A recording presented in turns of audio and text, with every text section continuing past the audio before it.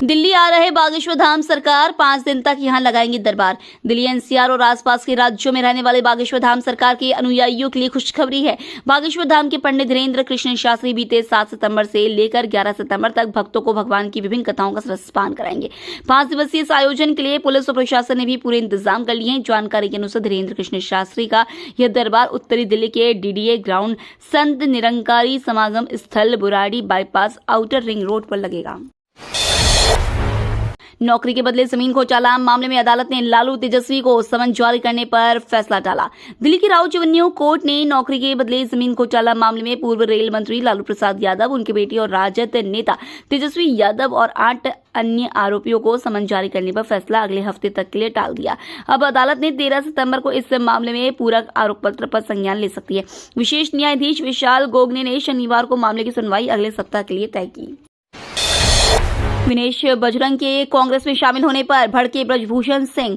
भारतीय पहलवान विनेश फोगाट और बजरंग पुनिया के कांग्रेस में शामिल होने पर बीजेपी नेता और पूर्व सांसद ब्रजभूषण शरण सिंह ने तीखा हमला बोला है। पूर्व डब्ल्यूएफआई अध्यक्ष और भाजपा नेता ब्रजभूषण शरण सिंह ने कहा, 18 जनवरी 2023 में जब मंतर मंतर पर धरना प्रारंभ हुआ था, उसी दिन मैंने पहले दिन कहा था कि ये खिलाड़ियों का आंदोलन नहीं है, इसके पीछे कांग्रेस है, विशेषकर भूपेंद्र हुड्डा, प्रियंका गांधी। आज यह बात सच साबित हुई कि इस पूरे आंदोलन में जो हमारे खिलाफ षड्यंत्र के तहत किया गया, उसमें कांग्रेस शामिल थी और इसका नेतृत्व भूपेंद्र हुड्डा कर रहे थे। दिल्ली के 9 फ्लाईओवर्स होंगे मजबूत, केजरीवाल सरकार कराएगी जीर्णोद्धार। सड़कों के जीर्णोद्धार के साथ साथ अब दिल्ली सरकार यातायात को सुगम बनाने के लिए 9 फ्लाईओवरों का जीर्णोद्धार कराएगी। इनमें Africa avenue flyover, Motibagh flyover, Savitri cinema flyover, ITO flyover, Tilak Nagar district centre flyover, Tilak Nagar metro flyover, Mayapuri व पंजाबी बाग फ्लाईओवर शामिल है। इन फ्लाईओवरों के मरम्मत कार्यों के लिए सरकार ने कुछ माह पहले 16 करोड़ रुपए की मंजूरी दी थी। अब इन पर काम शुरू करने की तैयारी की जा रही है। मायापुरी फ्लाईओवरों पर काम शुरू करने के लिए यातायात पुलिस ने मंजूरी दे दी है, जिसके अनुसार 6 सितंबर को शुरू किए गए इस कार्य को 30 दिन के अंदर पूरा किया जाएगा। 25 सालों बाद पाकिस्तानी सेना ने कबूला कारगिल युद्ध का सच। 25 साल बाद आखिर पाकिस्तान ने कारगिल का सच मान लिया है। पाकिस्तानी सेना ने पहली बार सार्वजनिक रूप से यह माना है कि भारत के खिलाफ 1999 के कारगिल युद्ध में वह शामिल था। रक्षा दिवस के उपलक्ष्य में आयोजित एक कार्यक्रम में पाक सेना प्रमुख जनरल असीम मुनी ने भारत के साथ अलग अलग जंग में मारे गए पाकिस्तानी सैनिकों को श्रद्धांजलि दी। इन युद्धों में कारगिल युद्ध भी शामिल था। पीएम मोदी और मोहम्मद यूनुस की मुलाकात पर सस्पेंस। प्रधानमंत्री नरेंद्र मोदी और बांग्लादेश की अंतरिम सरकार के प्रमुख मोहम्मद यूनुस के बीच न्यूयॉर्क में संयुक्त राष्ट्र महासभा के दौरान बैठक होगी या नहीं, इस बात पर संशय बरकरार है। सूत्रों की माने तो यूनुस के हालिया विवादास्पद बयानों के कारण यह बैठक मुश्किल लग रही है। बांग्लादेश ने इस हफ्ते की शुरुआत में औपचारिक रूप से अनुरोध किया था कि यूनुस और मोदी के बीच महीने के आखिरी में न्यूयॉर्क में होने वाली संयुक्त राष्ट्र महासभा की बैठक के दौरान द्विपक्षीय वार्ता हो। हालांकि भारतीय अधिकारियों ने बताया कि अभी तक इस अनुरोध पर कोई फैसला नहीं हुआ है। पूर्व भारतीय खिलाड़ी राहुल द्रविड़ की आईपीएल में हुई वापसी।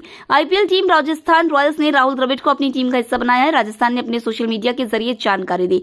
राजस्थान रॉयल्स में काफी लंबे समय के बाद उनकी वापसी हुई है। राहुल द्रविड़ एक समय पर राजस्थान रॉयल्स के कप्तान भी रह चुके हैं। इससे पहले द्रविड़ भारतीय टीम के हेड कोच की भूमिका में थे।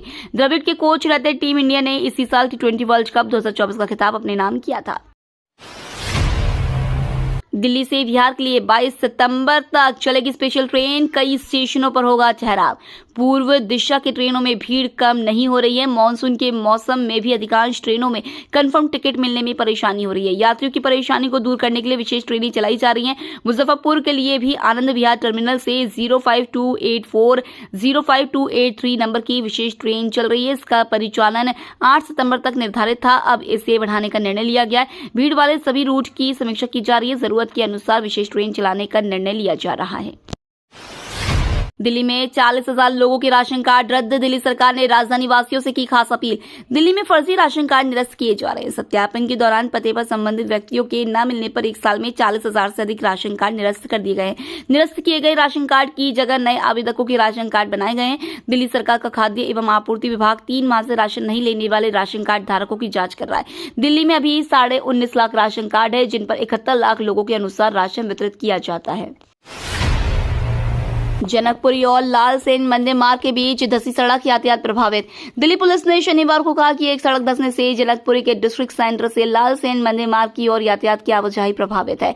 पुलिस ने सोशल मीडिया मंच एक्स पर एक पोस्ट में यातायात स्थिति के बारे में जानकारी दी। उसने कहा, डिस्ट्रिक्ट सेंटर जनकपुरी के पास जोगिंदर सिंह मार्ग पर सड़क धंसने के कारण जनकपुरी के डिस्ट्रिक्ट सेंटर से लालसेन मंदिर मार्ग की ओर रास्ते पर यातायात की आवाजाही बाधित है। पीएम मोदी के निमंत्रण पर कल भारत आएंगे यूएई के क्राउन प्रिंस। पश्चिम एशिया में बढ़ते तनाव के बीच अबू धाबी के क्राउन प्रिंस शेख खालिद बिन मोहम्मद बिन जायद अल नाहयान भारत के प्रधानमंत्री नरेंद्र मोदी के साथ बातचीत के लिए आज 2 दिवसीय यात्रा पर भारत आएंगे। विदेश मंत्रालय ने यात्रा की घोषणा करते हुए कहा कि अल नाहयान की यात्रा भारत और संयुक्त अरब अमीरात के बीच मजबूत संबंधों को और मजबूती करेगी, साथ ही नए और उभरते क्षेत्रों में साझेदारी के लिए रास्ते खोलेगी।